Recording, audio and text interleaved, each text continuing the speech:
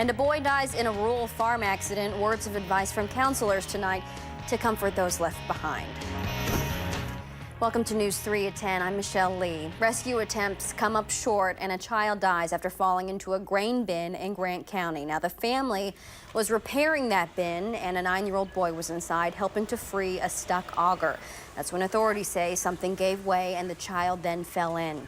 After more than an hour, rescuers found the boy's body, officials calling it a tragic accident. The incident, no doubt, shaking a quiet community. New at 10, Delozier looked into how a tragedy like this can impact a community and the children who live there. Michelle, this accident is the second in 2 days in our community involving children. Yesterday, an 11-year-old boy in Sharon was accidentally shot.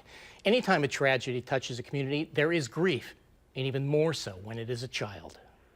The fire truck, they have a ladder going. It amplifies how precious life is. It is hard to put into words what the loss of a child means to a community, but in a small town where everyone knows one another, it is even harder. I've lived in small towns, and I can imagine how it would create a sort of collective grief. John Boyne is a counselor at Madison College and an expert in grief counseling. He says the coming together of a community is crucial in tragedies like this, and that's what small towns do. People crave neighborhood and neighbors, and I think small towns may be better equipped, or at least have some advantages to deal with those sort of issues of social cohesion and helping each other out. Be it a farming accident in Lancaster or an accidental shooting of an 11-year-old in Sharon, it is the children in those communities that may struggle the most. That is why talking to your child about it in a way they'll understand is important. By ignoring it, it diminishes and discounts their concerns and their fears.